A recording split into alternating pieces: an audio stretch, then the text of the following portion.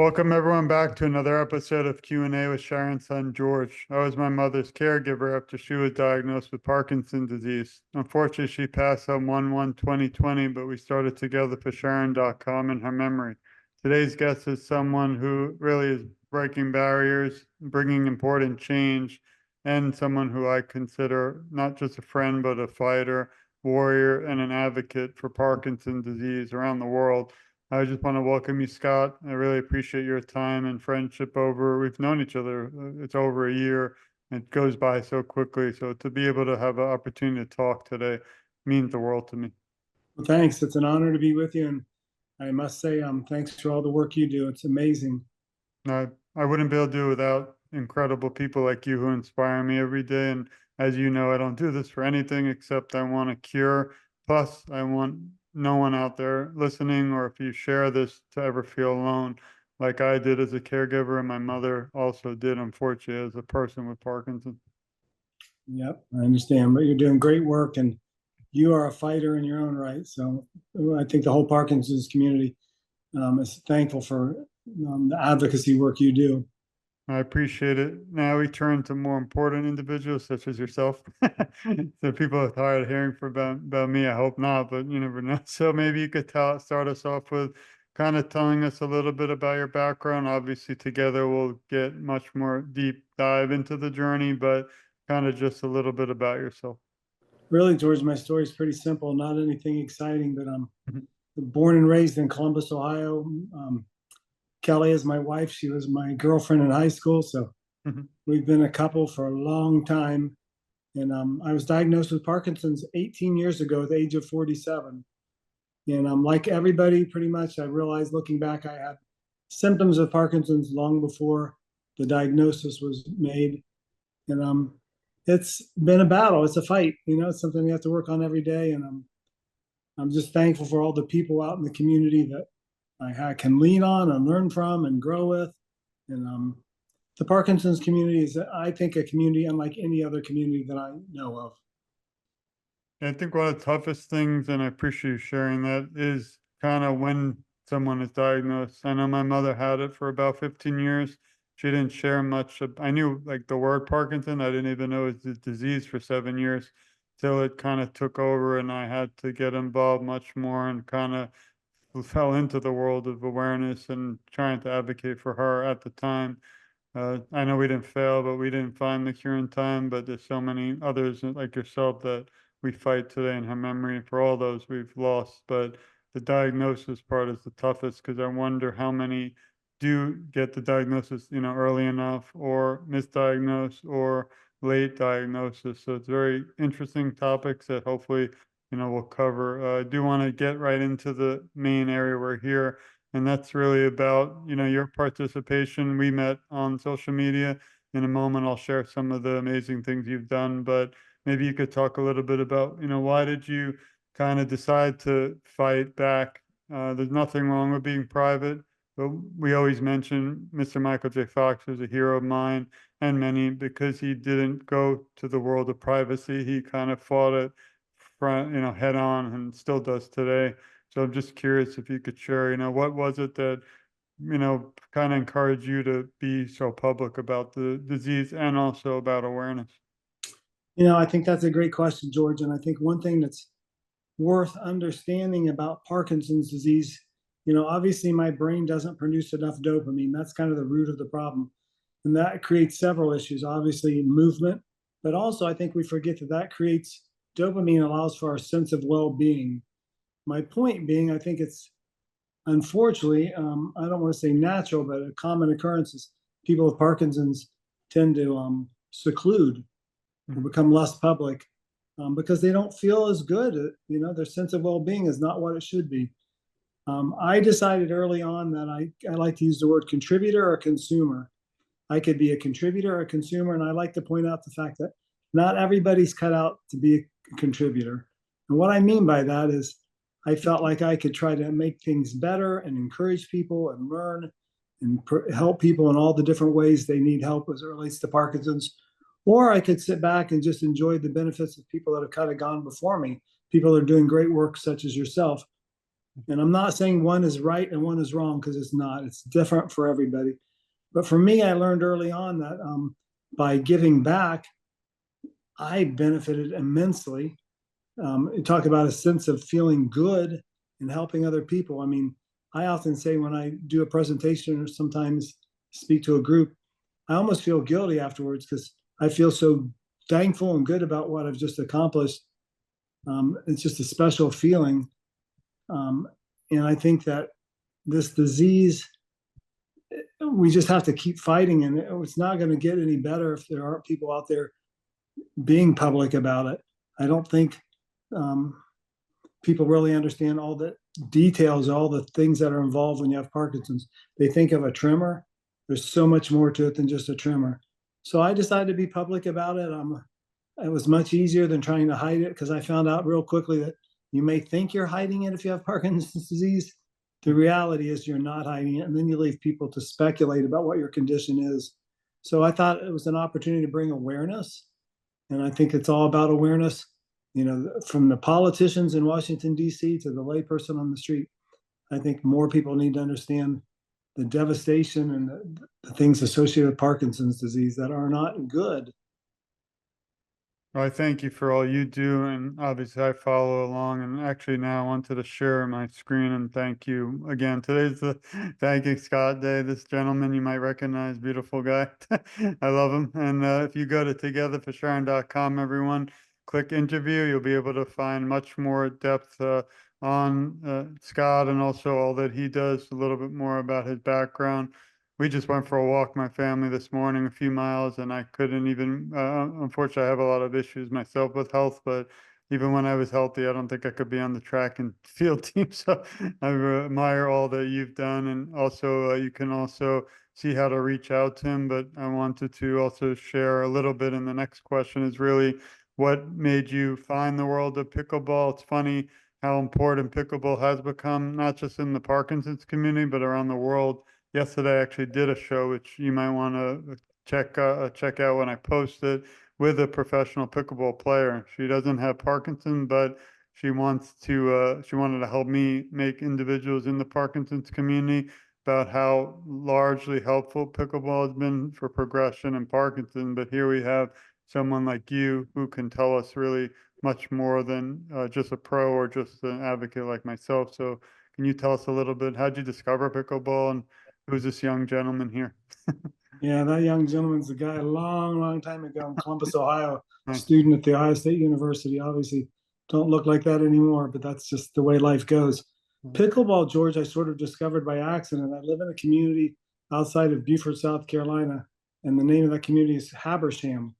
And bicycling has always been my preferred exercise in my battle against Parkinson's. We know that the only thing proven to slow the progression is exercise, and we have to get the heart rate up. But exercise comes in lots of different forms. So for me, it's always bicycling. And I would come back from a bicycle ride into my neighborhood, and I'd go past what at the time were basketball courts with temporary pickleball nets. I thought, man, that looked kind of fun. So one day I stopped by and said, hey, could I jump in and try? Hmm. And you know what? I didn't do all that terrible. I found out um, that my tremor sort of subsided when I was out there playing on the court. And I like to say I kind of got abused that day at the pickleball court, but I survived it. And then Mhm. I figured out pretty quickly that if you learn to play pickleball properly, it's half the size of a tennis court. And there are safe ways to play pickleball. I think people get concerned about injuries, but the best pickleball players in the world are not flying all over the court. So when you think about it, it's a very social activity. And I've always found the people involved in the pickleball world to be incredibly kind and supportive. So from a social aspect, it's good. It's kind of funny. A lot of people tell you it's challenging keeping score. It really, once you learn it, it's very easy. But from a cognitive aspect, to keep score while you're playing is really good for people with Parkinson's. And then the movement part associated with it. And again, if you play the proper way, you're not flying all over the court, putting yourself at risk for injury. You're playing the way pickleball was intended to be played. Kind of like Wayne Gretzky always said something to the effect that the greatest hockey players don't anticipate the puck. They're there before the puck. They're to their proper spot before the puck even arrives. He said something of that nature. And pickleball is much the same way. So you put together the cognitive aspects of it, the social aspect of it, and the physical aspect of it. And it really is well suited for not everybody, but many people that have Parkinson's. And what year do you recall you started playing pickleball? Because I like to bring a timeline just because it is Sure. fairly new. Well, the beauty of pickleball is you get better very quickly, and that's for everybody. So it's been about 2.5 or 3 years. And at the present, I'm working with Selkirk, which is the number one paddle company in the world, and I'm working with Dr. Henson at Medical University of South Carolina. Okay. And we already have a program started to teach people with Parkinson's to play pickleball. And additionally, our next step is going to be we're going to have certified Parkinson's pickleball instructors, sort of like the rock steady boxing model, where people learn and get certified from MUSC, learn to teach people with Parkinson's how to play pickleball. Thank you. Yeah, and I'm not sure you're still using the YouTube channel. I tried to look it up, but I maybe am. sorry. I need to keep it a little more up to date, but I have a relatively recent video on there, and then I've got more in the pipeline. So, Yeah, if you you know, share it with me and I'll share it because I want everyone to subscribe. So everyone listening, please go to Scott's Facebook page first. It's Scott Ryder, Living with Parkinson's. Also, I found some videos too on YouTube, which were beautiful. This one was about an hour. Obviously, we can't play it, but if you do a search, you can see a life change, a lifestyle remains, and beautiful journey of you sharing a little bit more on life and how it happens. I really enjoyed it. So if you share the, YouTube link, I'll put in the notes too, so everyone can subscribe. sure, yeah. And as far as YouTube, it's pretty simple. If you just search Scott Ryder IWNQ, and that's what I wear on my wrist every day. As says, "I will never quit." You'll find my menu of different videos, and they range from travel videos to Parkinson specific videos, all kinds of things. Some might be interesting to some people, some may not. No, it's beautiful. I love it. And I like that we have that opportunity or option, out there so people can definitely check it out. Next thing I want to talk about is how active you are too in many organizations. I know you mentioned maybe you could talk a little bit about first the Wisconsin Parkinson's Association, and then I believe you're pretty involved too with the Parkinson's Foundation. But I read a little bit too about an event you had a little while back called Scott Ryder Shares Life with Parkinson's. It sounds beautiful. I wish we could be there. And then also maybe about the Wisconsin Parkinson's Association. If everyone has time, you can go to wiparkinson.org. Again, these shows are really just for awareness. I always say, Scott, you might agree that there could be someone like myself and my mother who are living we're in Florida, but imagine, someone's out there living in Wisconsin or where you're located and they need help or they feel alone and they just aren't aware, unfortunately, of the resources. And that's what I hope today and all the shows bring is that if we could just reach that one person in Wisconsin or in your location that needs help, now they'll discover this and they'll gain some incredible support. So I want to thank again you, Wisconsin Parkinson's Association, and all the associations out there for offering things. I just hope we could all, work together as a family because again, this show doesn't want anything except a cure and also that there's resources out there, but I want people to find them. Yeah, that's well said, George. The Wisconsin Parkinson's Association reached out to me. Not this past year, but the prior year, I was a keynote speaker at the Rock Study. They call it Coach Con, Nice. and one of the persons there was heavily involved in the Wisconsin Parkinson's Association organization and asked me if I'd come speak at their annual big meeting in April, which, as we all know, is Parkinson's Awareness Month.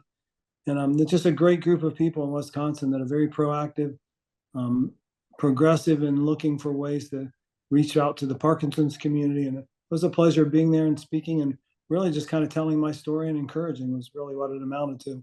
I appreciate it.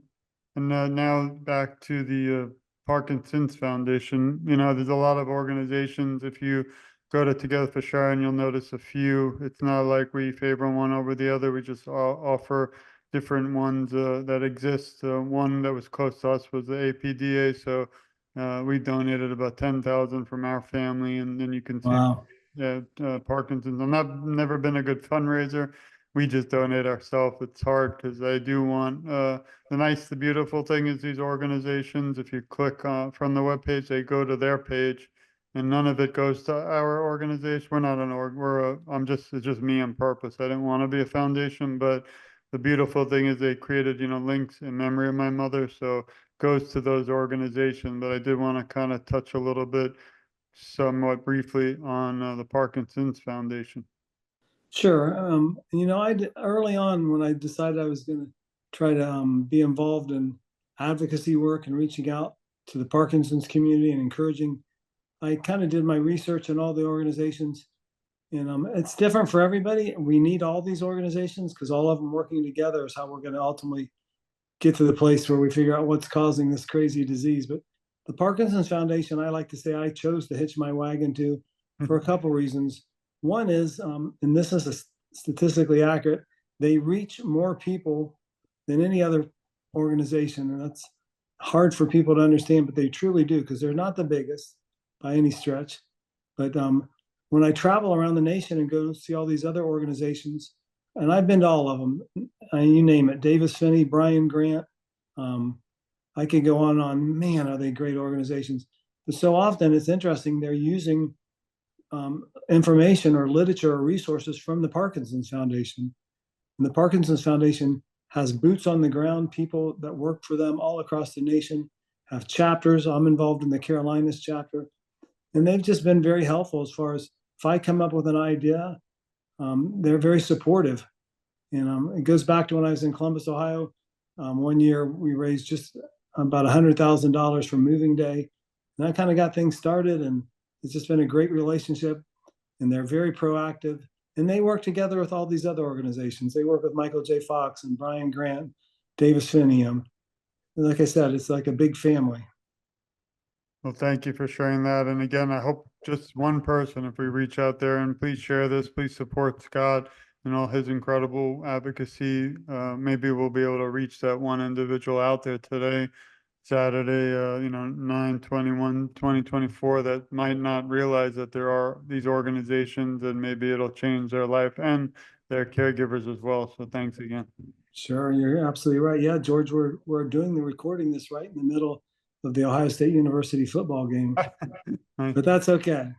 That's why we're gonna get you out of here soon. So No, it's all we go good. back I could talk about this stuff for longer than a football game. So I that's understand. Yeah. got a passion. So, and actually, we just started a sports show for Parkinson's disease, but to talk about the progression, and actually spoke with Bernie Kosar just a few weeks ago. Oh, I don't know. wow. It's pretty amazing. He has Parkinson's, unfortunately, but he's chosen also to be an advocate, which is really, I mean, I didn't even know he had Parkinson's, and many people don't. But if we could reach these individuals to work together, like you said, as a team, it's just, we reach so many more people, and I always feel together our voices are so much stronger. So thanks again. Absolutely. Yeah. Bernie Kosar, former Cleveland Brown. Yep.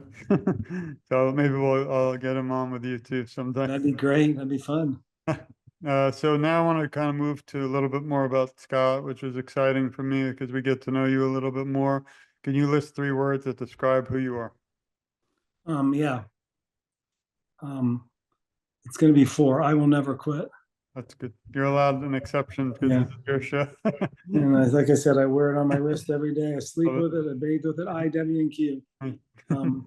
I think attitude has so much to do with Parkinson's. That doesn't make it easy, but you can't think too far in the future. You got to fight each day one at a time, and you can't give up. You can't quit. I see people that quit and they go downhill quick. Yeah. It's amazing. So you got to have that attitude that you will never quit. And what I learned, George, is my battle is Parkinson's, but if you really get to know somebody, you already alluded to it yourself personally. Everybody has challenges in life, battles. It could be health issues, could be relationship issues, could be financial issues, employment issues. So I think that mantra of not quitting can help so many people. And that's what I try to do. I try to be upbeat every day and never quit. No, I agree. It's also, unfortunately, Parkinson's doesn't just affect those diagnosed, but also the family, the caregivers, and the community. And all of those individuals have to also have that same positive attitude in order to help their loved ones as well. George, I have 3 children. I was thinking the other day, my youngest child, Emma, she's kill me. She's either 26 or 27. I honestly don't remember, but If you have 3, forget the. yeah.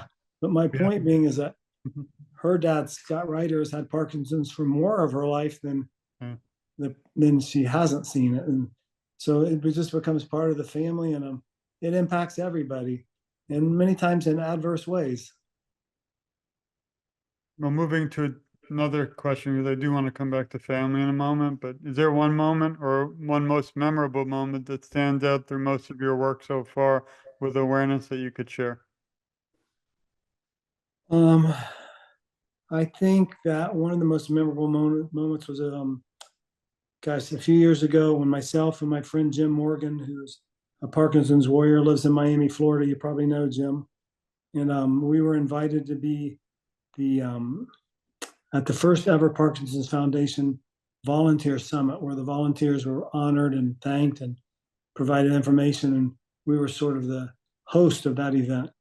Mm. And that was very meaningful. People were very kind, and it kind of launched this whole advocacy thing because I saw how people responded to what we shared at that event. And I think that kind of gave Jim and myself the courage and um, encouragement to move forward and try to make a difference. And you are doing that, and I appreciate it, both of you. This one's important to me. You mentioned it a little earlier, so I might know who you're going to say, but who helps you during times of struggle? I was a caregiver, and what tips can you give those listening who are caregivers? I like to take a minute now to bring kind of the voices from behind the scenes in your life out in front, not physically, but to thank them too for all that they do. Sure. Well, my personal faith is a big part of my life, and my wife is undoubtedly the rock. I say when we took our wedding vows way back in 1981, you make some pretty significant promises. And one of them is better, worse, richness and poorness, sickness and health. Never did I dream the sickness and health thing would become a reality. But my wife has hung in there. I think I probably underestimate the impact it has on her life. And I think one thing that I've learned, and I'm guilty of this, I think not everybody probably deals with this, but as a person with Parkinson's, sometimes it's easy to be a little selfish and think the whole world not literally revolves around me, but that nobody else has problems, or overlook how my problems impact others. So I think it's really important to try to be a good listener and a good communicator, and go to my care partner and say, hey, how are you feeling about this whole journey? Tell me how it impacts you, because it's not all about me. Yeah, well, we send our love to your wife and your entire family and the three Thank you. children. Thank you. We thank them because a lot of time, they are behind the scenes, but we always think of everyone, and I appreciate you sharing that again with us. Is there something you would have done differently looking back the past 10 years? There is, and I share this with everybody that I can think to share with. I like to use the word come out of the closet. I would have been more vocal earlier. It took several years, but again, that's journey's different for everybody. But as I look back, and when I did make it public and known to people that have Parkinson's, they're all almost unanimously, they'd say, Scott, we knew something was wrong. We just weren't sure what was wrong. So people speculate. They see that I know all the tricks, hiding my tremor by crossing my arms, sitting on my hand. But people notice those things, the way you walk, your speech. So for me, to answer your question, I would have come out earlier um, in my earlier as it related to my date of diagnosis. Thanks. Yeah, I always wonder, my mother, I don't even think she met someone who had Parkinson's. And I think then I didn't meet any caregivers. We didn't know about support groups and things. We didn't even have the time. But I always think now today with technology, if she got on a Zoom with even you or someone of all the amazing people that I now know in the Parkinson's community, I think it would have changed her world because she truly felt alone. She felt like she was the only person with it and didn't really know what to do, who to turn. And we tried our best, but knowing kind of, you can't, regret it, but knowing what I know today and knowing incredible people like yourself, I just kind of dream what it would have been like to have a FaceTime even with you and her. And think she would have kind of felt a little, less kind of alone. So that's what, again, I hope we can do for others out there.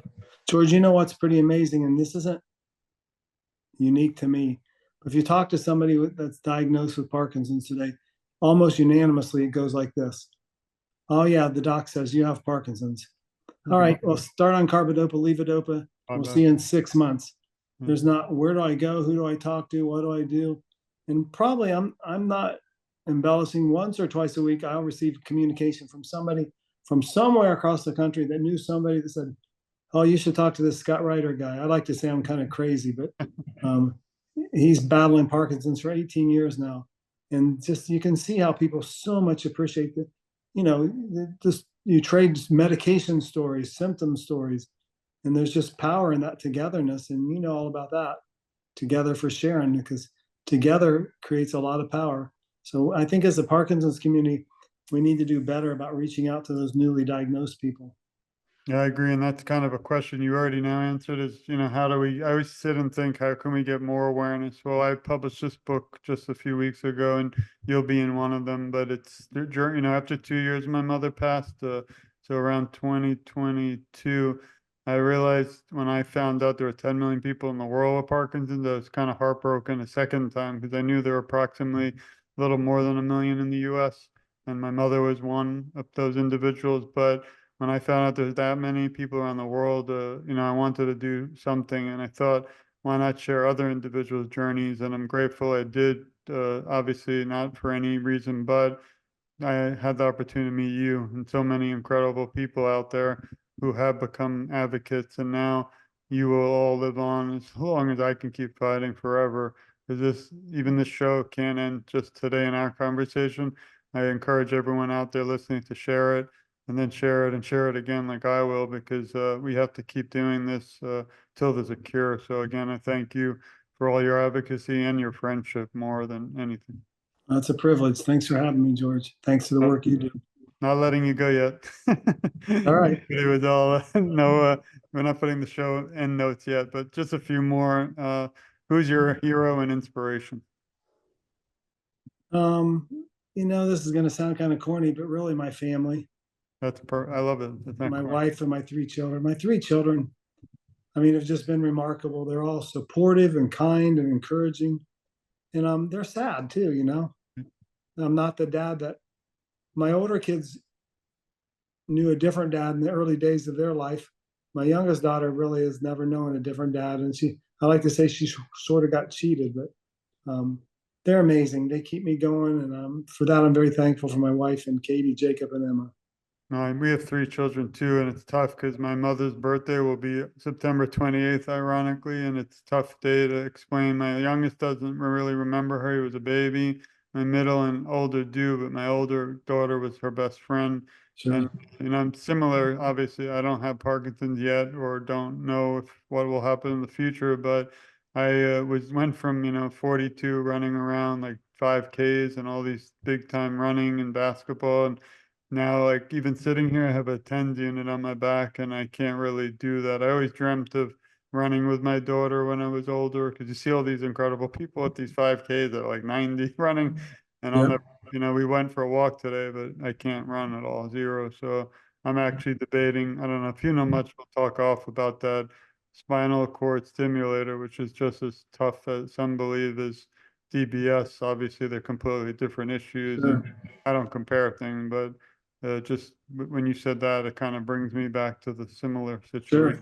So, Well, George, back pain can be. I've had, unfortunately, two spinal fusion surgeries, spinal stenosis, me which too. is very common within the Parkinson's community if you get to speaking to people. But back pain is a life changer. It can just take you down. So I have kind of have a feeling for what you're expressing. I've Yeah, crawled out of bed some mornings before back surgery. So Yeah, I wish they helped, and we can have another show on that, but I kind of today, I don't regret a lot, but I think I'm not any better after four surgeries. I So, know. I yeah, think you're right, but you kind of do what you have to do at that moment to survive. right. It's not good long term. I know. So that last few is one I love is if you were asked to write a script to a movie about your life story, what would you call it? I will never quit. I keep going back to that. That's a I, beautiful I just one. think there's so much power in having perseverance and not quitting. Just save me a front row with some popcorn when it is. Yeah, I I don't think think I don't think there'd be many in attendance, but thank you. I think we need more, not just awareness, but we need more documentaries for Parkinson's. I don't think there are enough. Obviously, Michael J. Fox has a beautiful one out 2 years ago on Apple TV, but I'm not finding as many as I wish. I wanted to make one about my mother's journey, and we were close, but it's very difficult because it's hard for me to travel. But I really wish we had 100 or a million, documentaries on Sure. Parkinson just to get more people aware. The final question today, and again, I want to thank you for your time. Everyone, please again, go to so many social media, but Facebook. You can also follow and subscribe to Scott's YouTube, but on Facebook, it's Scott Ryder Living Life with Parkinson's. Or if you look at the show notes, once this is posted out there, I'll have a lot more information, and you can find his article too, and all his incredible work with so many great foundations. But if you could leave the Parkinson's community today with some words of encouragement, what would they be? Um, my words of encouragement would be to the Parkinson's community. Thank you for all the people that are spending their time and energy and efforts to try to make a difference in my life. I tell the people of the Parkinson's Foundation every time I see them, I said, you guys go to work every day to help people like me. That's pretty amazing. They're not the only organization doing that. When you think about it, sure, it's a job and it's how they take care of their family, but at the end of the day, they're going to work every day to make life better. And I think that's really, really important. No, I can't figure a better way to end the show on those beautiful and inspirational notes and sayings. And I hope these also live with many of you out there still battling, or caregivers, or even individuals who aren't in the community. Again, I think it's so important that we work together, but also send the message that we need everyone in the world, not just the Parkinson's community who we both love, but we need everybody who might not even be affected by Parkinson's to be in this fight for a cure. So I really, again, grateful for your time. I do have one message for you and everyone listening. We love you. We support you. We care a lot about you, and you're never alone. I, along with Scott, will advocate for you. And together, I feel our voices are so much stronger. And I always end with just saying I'm just getting started, because even though I am not, even though it's kind of now it's going to be 5 years, but it's not a day I don't miss my mother, and I'm still grieving. And even talking to you today helps me more than I can words will ever express. But I do think that every time I see an inspiring story like yours, and someone who, again, could have been private, but instead is fighting back, you truly, sir, inspire me, and so grateful again for your friendship, your time. And I do hope we can continue this in the future, because until there's a cure at everyone's doorsteps, I won't stop fighting. So thank you again, Scott, for everything. Thank you, George. And thank you everyone for listening. Please share this. Please follow along Scott and ourselves, because there's just so much more coming and to come. We've just kind of touched on the topics, but these have to be explored even more. And I definitely recommend pickleball. And I've had 2 shows in a row, literally addressing how you could slow the progression in pickleball, but there's so many other incredible topics to come. So again, thank you everyone for joining me for another episode of Q&A with Sharon's son, George. Please stay safe. Again, we send our love, support, and you're never alone in this fight. Reach out. We're always here, literally 24/7. I know Scott will agree. So thanks, everyone.